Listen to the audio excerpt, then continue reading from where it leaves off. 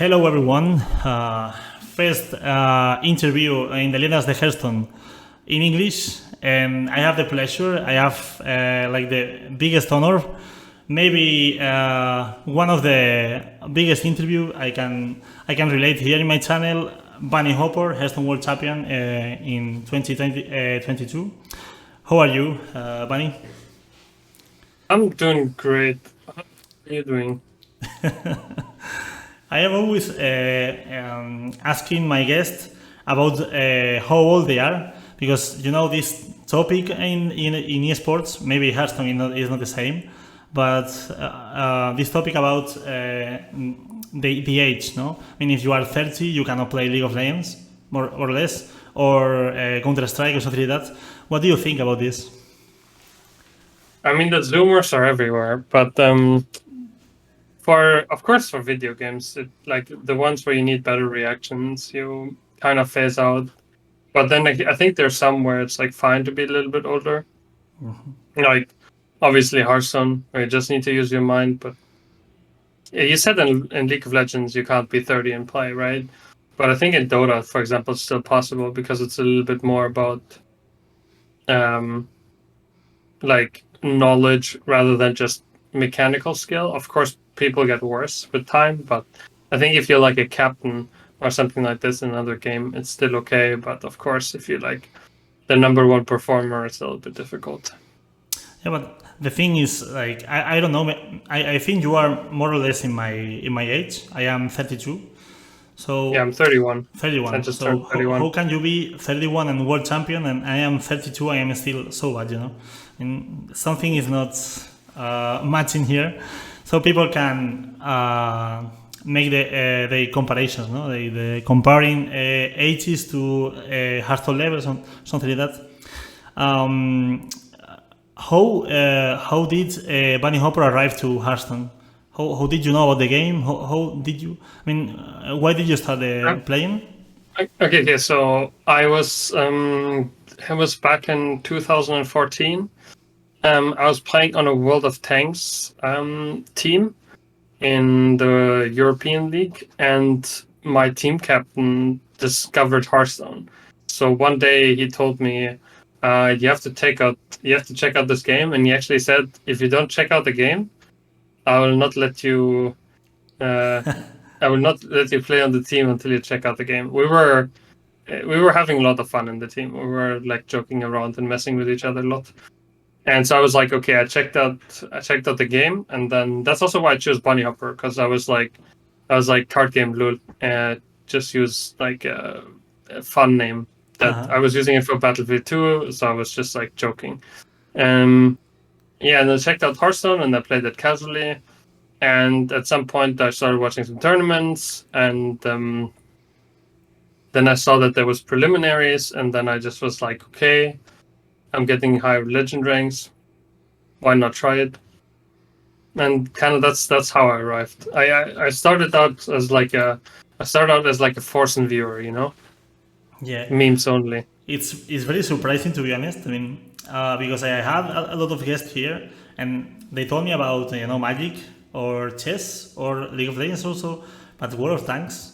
I never heard about World of Tanks player who comes to Hearthstone. It's kind of a surprise. Um, when did you understand that you were? I mean. Far ahead of the middle player. You were very ahead of them. I mean, when did you start thinking, okay, I can make a living about this, I or you mean, never my think about intention, that? no, my intention was never to make a living out of Hearthstone. Like that was just something that happened. I mean, I was doing my PhD at the time, and I never had the intention to make a living out of Hearthstone ever. The plan was for me to finish my PhD and then go work in chemical industry. And to be completely honest with you, that's still my plan. But it's I mean, this is a lot of fun, and I'm trying myself out at streaming right now. It's kind of going okay, not so great, but yeah. Anyway, I was just playing tournaments because I thought, like, I saw that I got like higher legend ranks, And so I saw that there were preliminaries, and that was back in 2015, I think, maybe. That was the first time I finally had the card. Like that was like December 2015, January to 2016. That's when I finally had enough cards to play, because I was like free to play.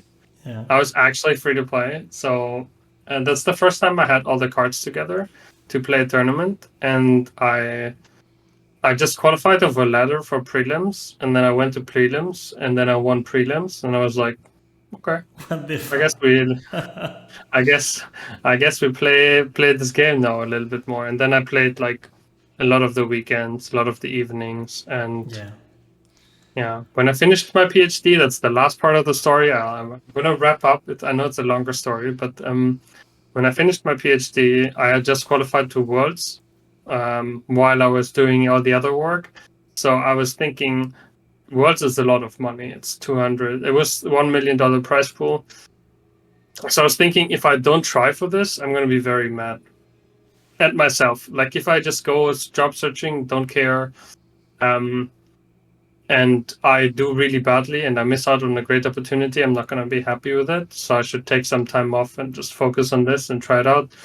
Yeah, and it's been 4 years, and here we are, or 3 years, 3 years, I It's, think. I mean, I know a lot about, obviously not about your life, but about your career. I mean, I've been following the career of a lot of players these years. I remember up in 2018, it was the first time I saw you in a tournament. It was in the HCT Varese. Do you remember Italy? That tournament took like 3 hours per round or something like that. It was mad, you know.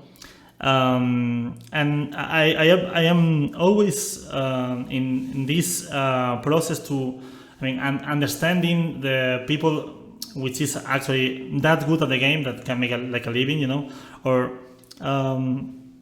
in this process when you come from, I don't know, a casual player to a prelim winner to someone who is traveling around the world, and it's like amazing to me how I mean, and how can you fit every goal in your life and also like a puzzle with Hearthstone, you know?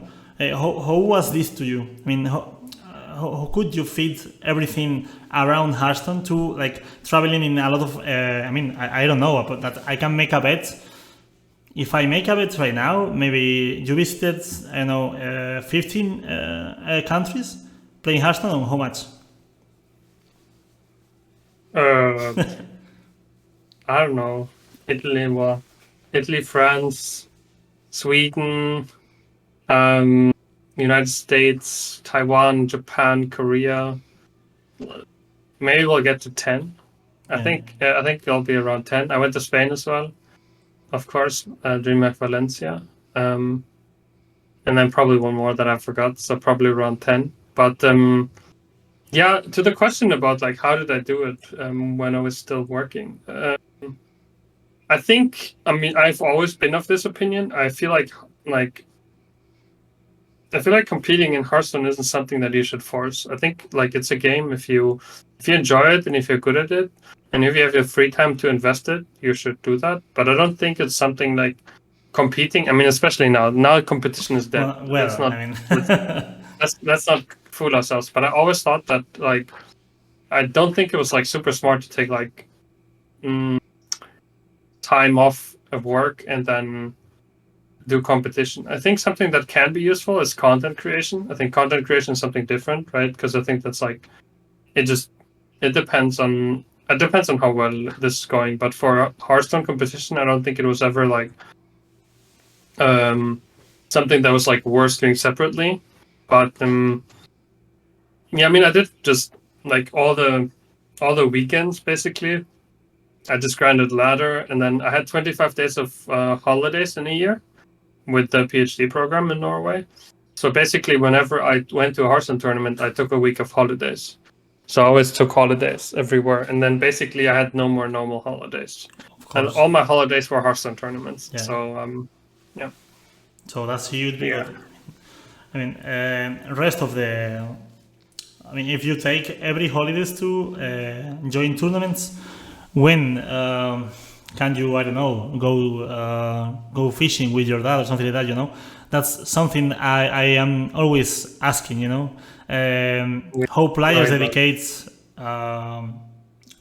very a very huge part of their life to not also competing, but I mean, in your case, you had a job and you had to end your studies. There's players, I mean, like me, that have a full-time job to try to. I mean, streaming is something like content creation, also competing, also the full-time job, because someone has to pay the bills. So that's it. Yes. And that's something that I like to make like the conscience, and also that's why I am asking to you, because a lot of people didn't realize about how hard it is to be in this kind of position, like how much you have to sacrifice to be in this kind of position, especially when the competitive was a thing, and you had to travel and to move. If you want to earn points, you have 100% to travel if you want to do a thing inside the program. Well, we spoke a lot about travels. Your career is, I mean, I don't know, from one point to start with, what something special to you, like some tournament special to you. I mean, you won the World Championship, okay, that's fine, but some like something that it always comes to your mind about competing, or one place to be, one game you remember the most. I mean, I have a lot of. I don't know if I have any game that I remember completely. I remember like here and there a few things from games that I've played. But I think one tournament that will always be special to me is the first like championship the first time I actually got to travel to prelims, or that the playoffs that came after prelims, where we flew to LA, and then I played with Nyman and Hippie and Diggin and Tars, and like that was the first time, like one of the like really big tournaments, and I think that one was always very special because I got to meet some new people. I got to talk to a lot of like-minded individuals face to face, and that's the first time I've really gotten just get a good feeling of like how people think about the game, what there is to change about the game. Of my own, I've learned a lot, and this one will always be special. But of course, there's many other tournaments. Like I don't know, 2018 championship I think was really cool because World Championship, because we had the GM Summit. There were so many people. You got to meet everyone in person. It was super fun. And I don't know. Like these events will always be very special. Trinity Series was also super fun, but that was my teammates were just really cool. I personally just really miss like in-person events, but I think if I had to pick one, the first prelims I went to would be the most special Hearthstone tournament to me. I mean, I know you are, or at least what you can see. I mean, when you are streaming on. What I know about you, if we are not friends or something like that, what I think you transmit to people, it's a cold person, like a calm guy, playing video games and stuff. So I don't know if you are like that in every aspect of your life, but when you, for example, when you were in SK. How was playing with other guys, sharing the team? I mean, you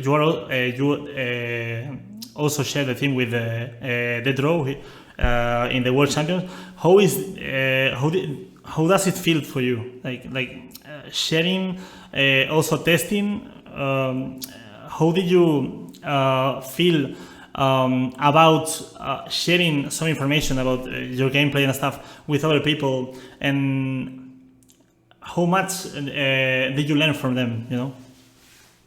I think it's very useful to just share information with a lot of people. Like I said, all the way back then, first time like Trinity series when we were playing with Virtus Pro with Dr. Hippie and Nyman. That was super interesting. But also we played with Liquid the last few years. We always played Team Championship with Frozen and Dead Draw, and of course team competitions can sometimes be frustrating, but I think they're like incredibly useful to learn from, because if you don't hear to what somebody else has to say about the game or how to play the game or how they think about the game, you can never understand what you're doing wrong. Or, I mean, of course you can self-improve, and you always self-improve, but you improve the most when you actually talk to other people, and then sometimes you just realize, yeah, this just makes way more sense than what I was doing. So also prepping with other people, like it's important, I think, to have people around you that you prepare with that are the same skill level. Preparing with people that are much better than you and much worse than you is useless, because you don't really learn as much. So I think, like, if as you become better at the game, you also, like, at the start you have like people that are like equally like average than you, then equally better, and then equally top, because it's just the best way to communicate is to learn from people that are like developing their understanding together with you. Yeah, I get it. Talking about teammates, it happened this World Championship, that you have to face a teammate. First time in the history that two teammates are playing the Hearthstone World Championship finals. I guess you prepared with him, because I think one or two cards of difference, true, about your lineups. How did you feel about that? I mean, how is the feeling of facing the guy which one you prepared the entire tournament, and also achieving the finals, which is each other is kind of like a blast, no? Playing the finals is like a blast. And once you are here in the finals, did you feel bad for him, something like that, or did you feel like the justice? No, you never feel bad. Yeah. I was already very, very happy that I had made it so far. I had made it much further than I expected it. Like, I know this like super stupid thing that's when you hear the football players after the game and they're like, yes, you need to win 5 more games and then you're in the playoffs and then you can go and win the championship. And then the player comes and says, yeah, I don't like to think about it. I only play 1 game at a time. Which is like the diplomatic answer. Yeah. And I do think it helps to not... it sounds really stupid, but I think it's kind of true. If you think about it 1 game at a time. And I was super happy when I was in the championship. And I was kind of joking with him a little bit. But I was also a bit afraid, because I know Dedra is very, very good. And I think there were some people in the tournament that I would have been way happier facing. But like, if it was going to be like Shao-Ti or Dedra, I was going to be pretty afraid, because I know they're very good, and it was not going to be easy. I was very happy, but of course still nervous. Of course. I mean, did you feel like you were like in some moments you were ahead, like mental ahead or something like that? Like, did you feel comfortable with the games? So, yeah, in the final, I mean, like, the first few games were just kind of the first few games. It just the first game was a little bit of a tilter, like halfway through, and then I still managed to win it anyway, because Priestess Guard was like the weak deck. And then when we got to the final priest game, which is like very likely going to decide who wins, when I saw my starting hand and I had all the important cards in my starting hand, I was like, yeah, I got this. And then he didn't have it, and he was drawing, and he was drawing, and he was drawing. I was like, okay, I'm winning this. And then I made a mega misplay, and then he punished me, and I was like, holy shit. If I lose now because of this stupid thing, I'm never gonna forget it. And then, I mean, I made some really smart plays at the end, I think, but this was a really interesting. Like the last game was very back and forth because at the start I was like, oh, I got the better cards, and then I was like, oh, he outplayed me, and then in the end I was like, oh, I outplayed him, and then we talked to each other at the end, and I was like, oh, you outplayed me so hard, and he was like, you outplayed me so hard, and you're like, you sometimes it's easier like if you're very self-critical, and a lot of people at the very top are very like critical of themselves. They're like, oh no, I did this mistake. They're not like, oh, I did 10 things right. There was like, I did this one mistake. It's very interesting talking to people like that, Raw, when you're both like, you only focus on what you could have done better and not where you did something really smart. So that was really that was such a back and forth game, like going from confidence to oh no to confidence. I remember that game, and a lot of people. I mean, I'm used to like make a fan cast of the World Championship, you know, in Twitch, because we cannot set the images because they were on YouTube. Thanks, Blizzard. Mm-hmm. Thanks, Blizzard again. So I was casting the game, and I was so amazed about the game, but people was asking a lot of things because these kind of games were very hard to follow, you know, for the users, like the normal viewers, casual viewers, but very hard to follow, and it was very hard to explain. I mean, who was winning or who made a mistake, who not. It was very hard to explain to a casual viewer. And by the way, like you said, well, you finally took it. Who do you feel about Hearthstone right now? I mean, the future of Hearthstone.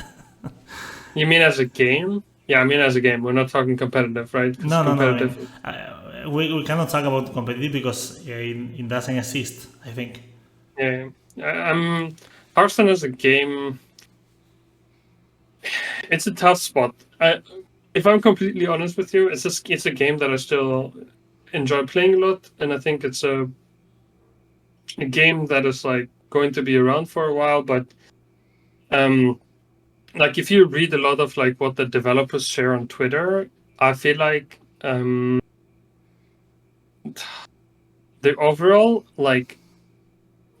feeling isn't super great. The overall feeling of the resonance that I get is like even the developers are a little bit frustrated as like how little they feel seen by Blizzard. Yeah.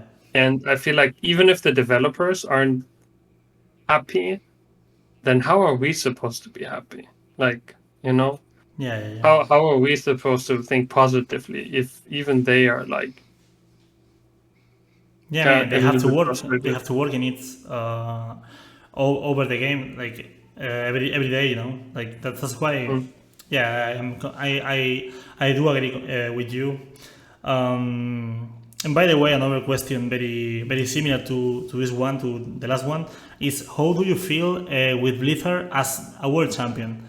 And do you feel like they treat you in a different way, or they give you the spot you deserve, something like that, or they don't do that? And because this is something I've been thinking about it. I don't know if you know about when they found like the Grandmaster systems. And Yes. they left Osaka out of the system and all the shit around that. I was thinking about this, and I mean, I had to make the question to you. You know. Okay, the Osaka story is probably pretty funny. I know. I know about that, but I mean, we can share it all right now. No? I mean, I don't know.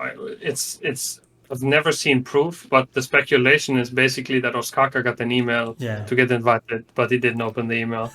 So that's what everybody thinks. I don't know if it's true or not, but that's at I mean, least he like never said no, so it's yes, no? it's probably true. But honestly, he probably made enough money from investing that he just really doesn't care. But I was thinking, when I was thinking back a few years, like for example, when Pavel won, right?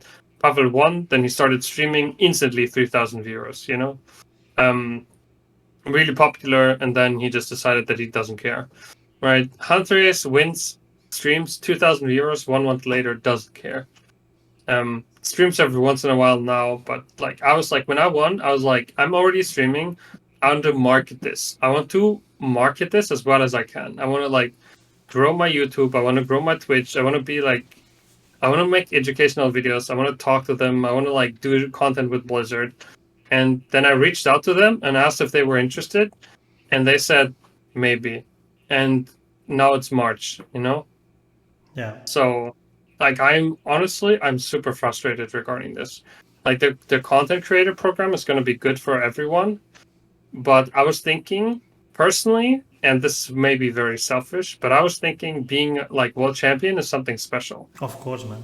Of course. But nothing. Like literally nothing.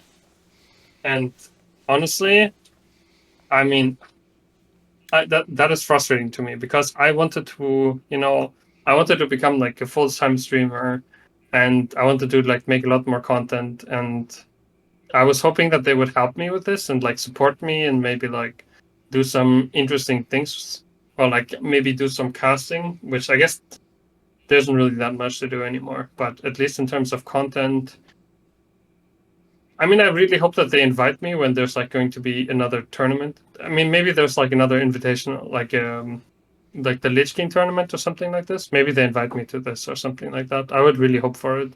But in terms of like content around the World Championship or I had some ideas, like because I actually came up from free to play all the way to World Champion. I thought it was a cool story, but sadly nothing. I don't know why, but yeah. Yeah, this is why I ask you, because to me it feels like, I don't know,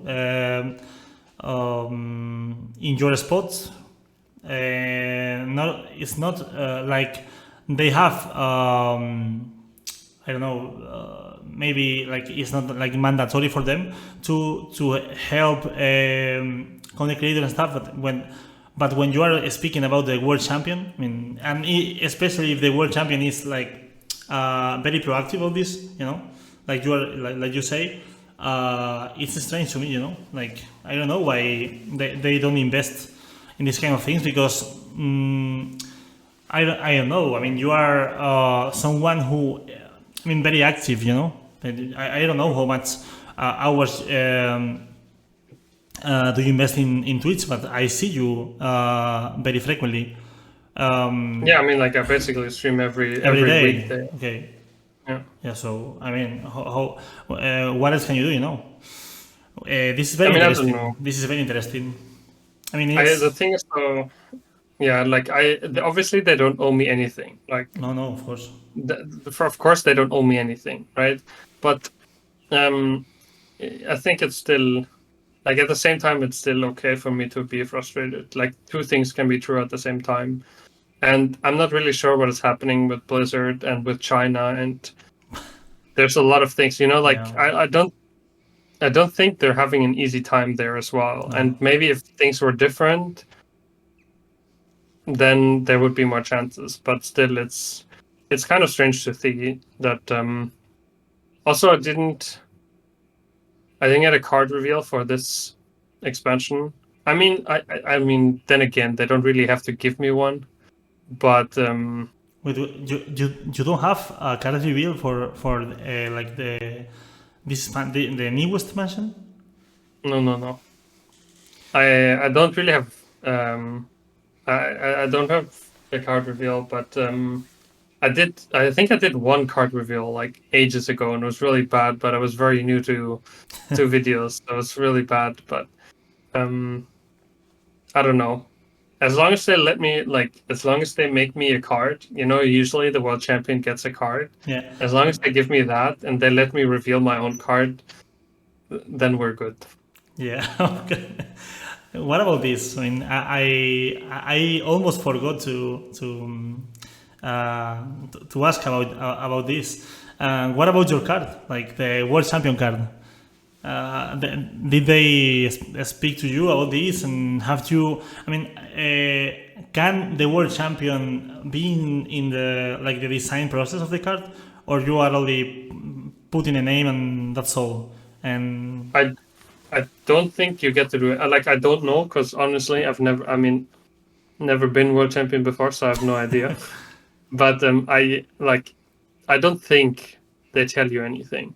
I think you just get the card at the end, and it usually arrives like 1 year later, because they have to, they usually make like, they work like 6 months ago or something like this, like 2 expansions I think ahead, so they can like fine tune, design cards, UI. They need to do, you need to do artwork, you need to do voices, you need to do yeah, balancing, right? It takes a lot of time. So like, I think I will expect it at the end of like next year. yeah. At the end of this year, sorry. One question came to my mind. What would you prefer? Working as work involved with your career and stuff, like in what you studied, or being inside the design of Blizzard on Hearthstone, inside Hearthstone, like Gallon, or I don't know, or war control. What would you prefer? I mean, like that one's kind of hard to answer, Yeah, but I know. because I kind of want to do both. But I have applied for Blizzard twice already.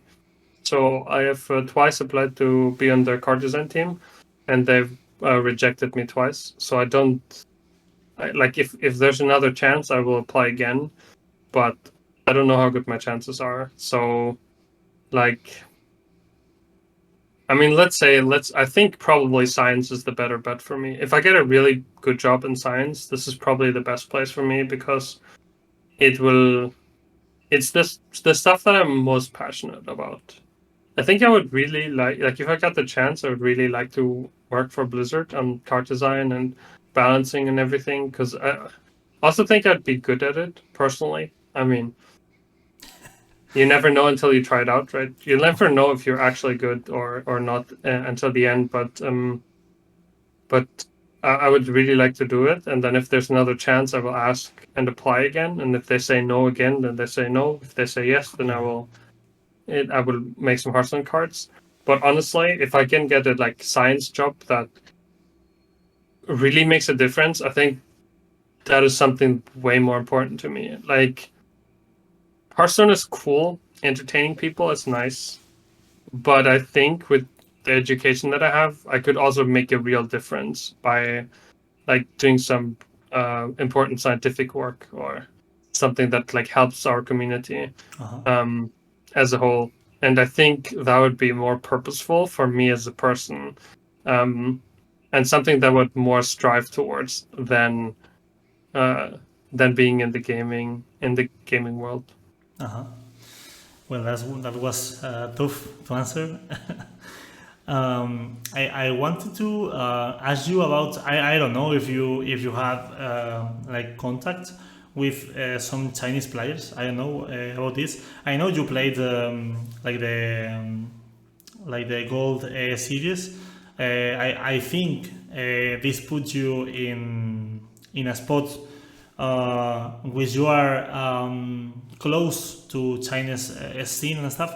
How are they? I mean, how are they living all this closing process? I mean, because I wanted to bring one of them to like here and speak about this, And I know it's very difficult, but how do you feel about them, and how do you? I mean, do you know something about how are they feeling about this? I mean, they're all very frustrated. Obviously, they're all very frustrated with Blizzard as a whole, or with NetEase. I mean, like, I don't. But most of them, I think, have just given up. Most of them have just left. They're doing something else, because honestly, there's no point. The only people that are still playing are the ones that are streaming, and everybody else is basically completely stopped playing Hearthstone. Like there are some people that I think you can still play see on ladder like Chinese players, Yeah.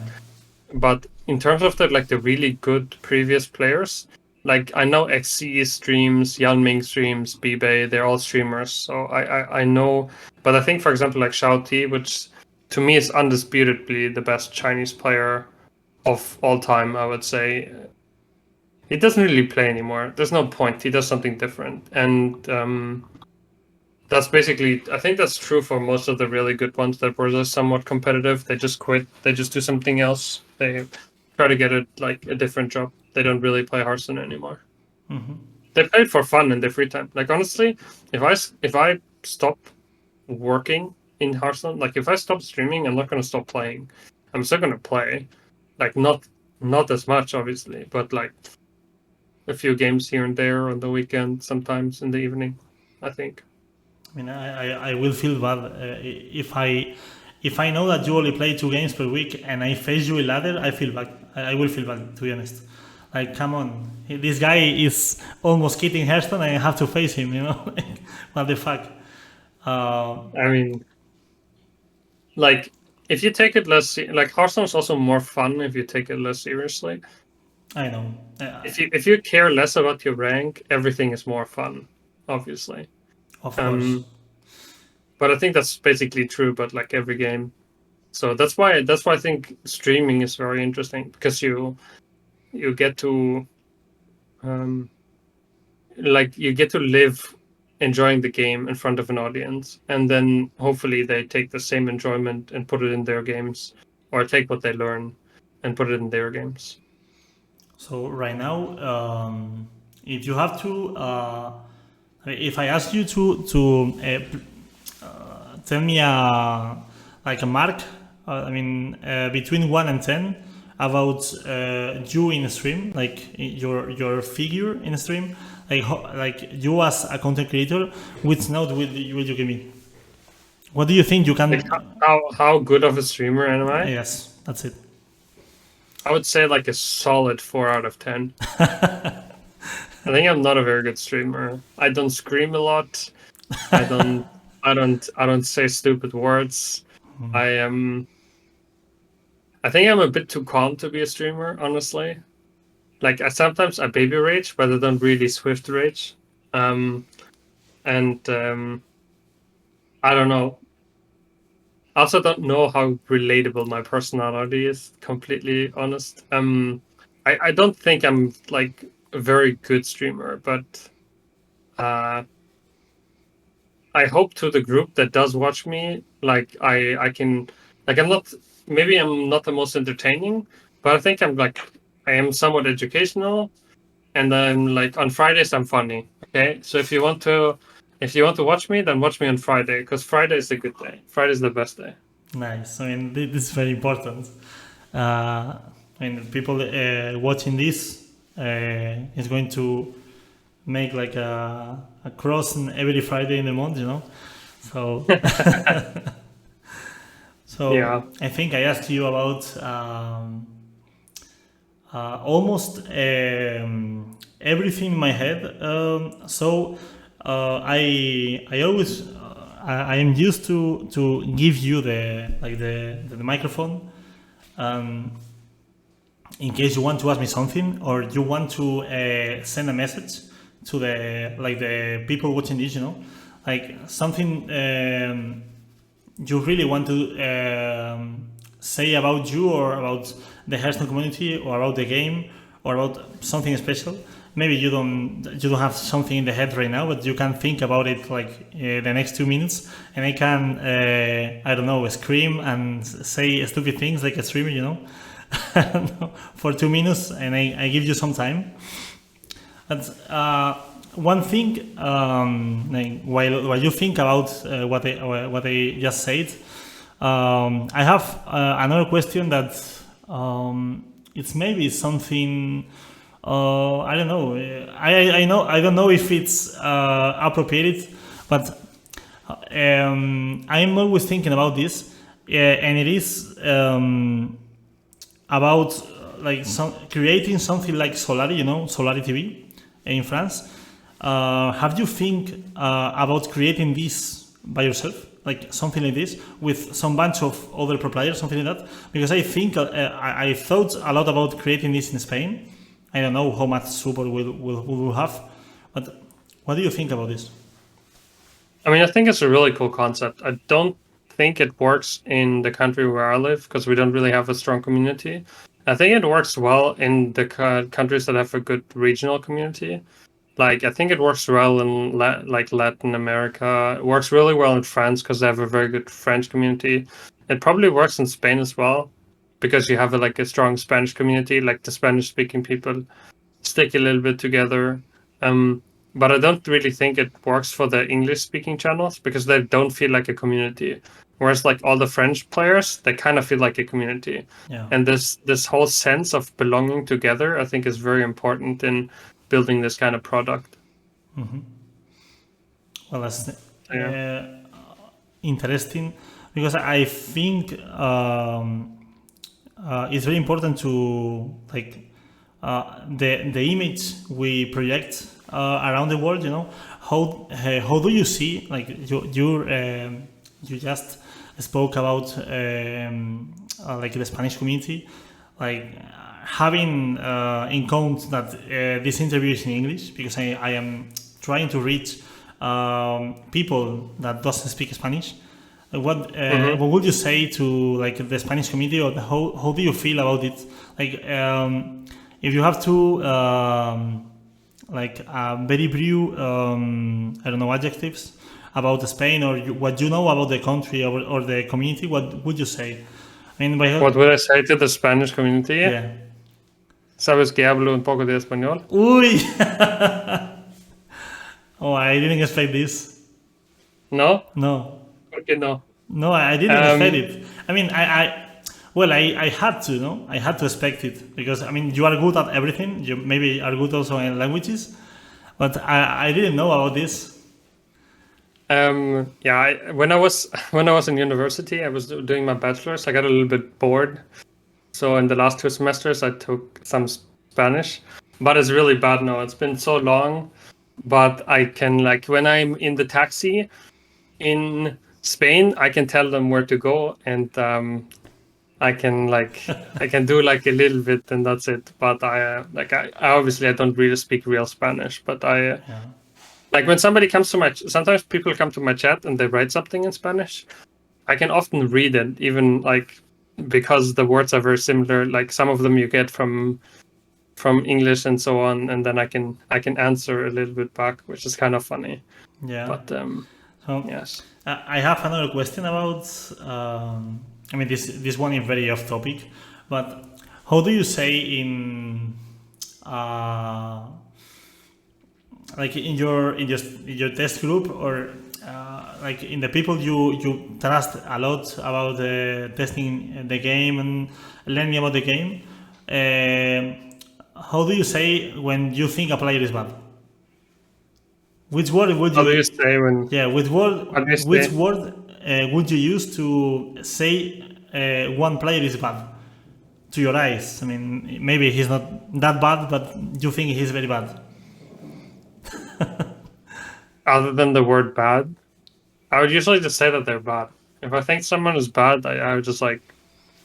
That's what I would like. You mean to like another person, like straight to their face, or what? No, I mean.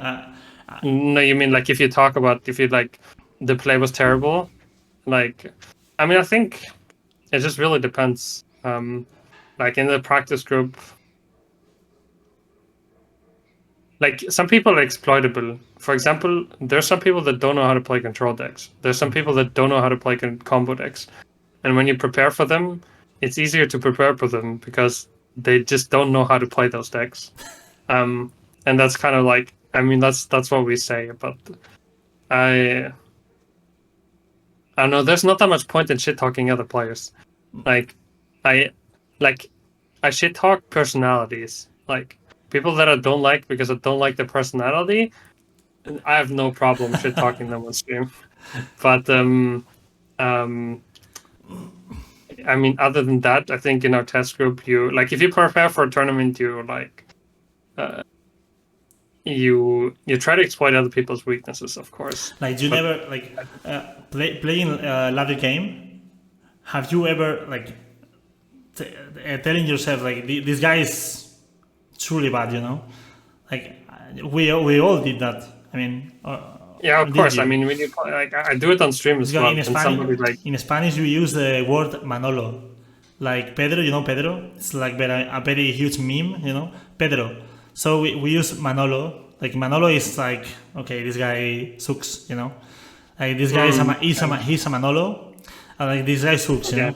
And that's what we use in Spanish when we are like playing off a stream or on a stream. It doesn't matter. We use that word, you know? It's a very common word. So that's what I was asking, like, which word is something that relates to that specific thing, you know? Like, I what I do a lot when I stream is I call people idiots. I say this guy's an idiot. But then about like the thing is like some people take it too seriously because I will call myself an idiot like 3 times a stream as well. yeah, of course. I'll be like, okay, I'm an idiot. I'm such an idiot. Why am I such an idiot? And then when I call that, then I'm like, oh, my opponent is an idiot. And then some people come into the chat and they're like, you called me an idiot, and I'm like, I don't see that. You know, it's fine. We're all idiots sometimes. Yeah, we're all idiots sometimes. You know, it's okay. It's part of being a human. Would you have socials like Twitter or like Facebook, something like that, if you never touch video games? I just delete my Twitter. I hate Twitter. Like, I have Facebook because when I was a kid, I went to the United States for like school exchange, so I still have some friends. I think I would still have that. Also in Norway, I live in Norway now, a lot of stuff gets organized on Facebook. But Twitter, honestly, just delete that stuff. Like, if I was not playing video games, I would definitely not have it, and I would not miss it for a second of my life, because this stuff is a complete waste of my time.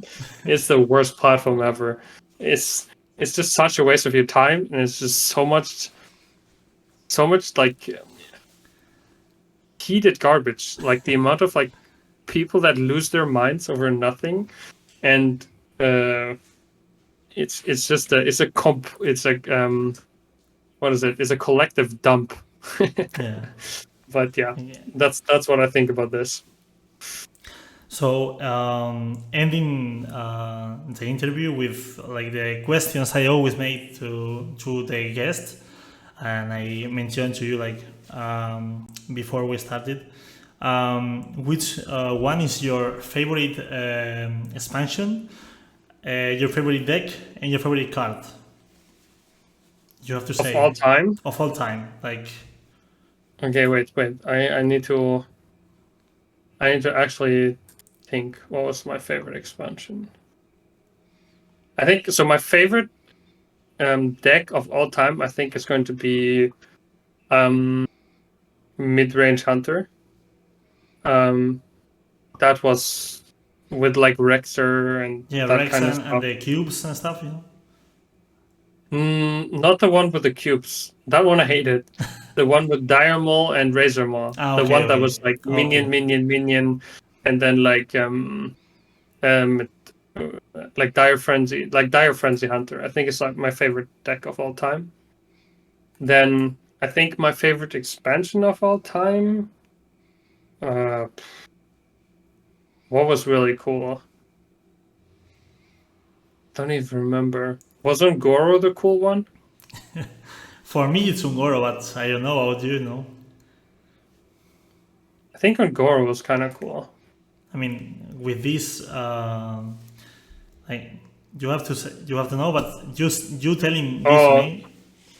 Ungoro had the quests. I never liked the quests. Quests were Fields Batman. No, Caverns Below was not the best expansion. Let me see.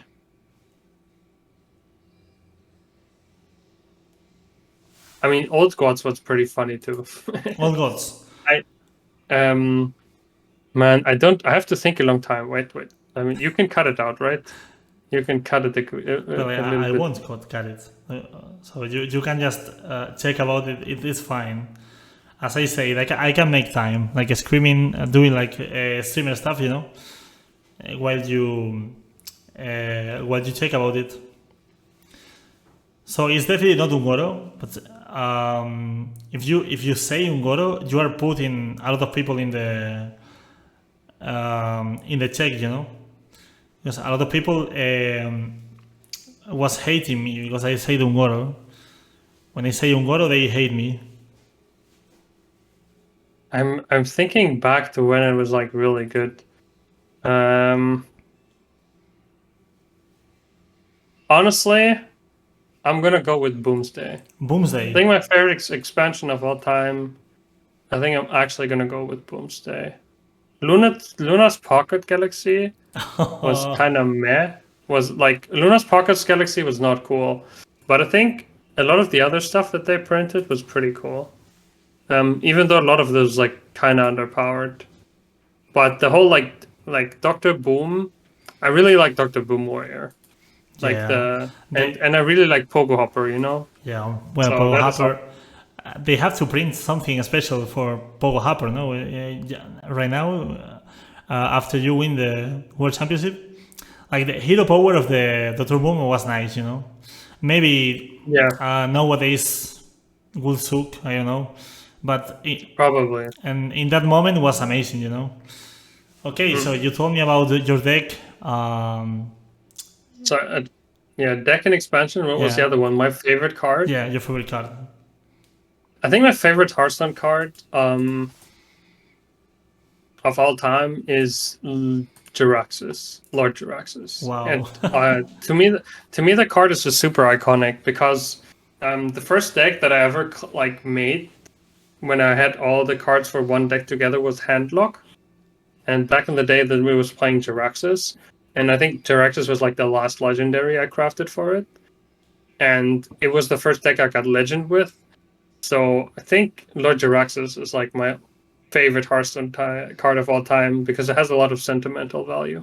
Yeah, that's great.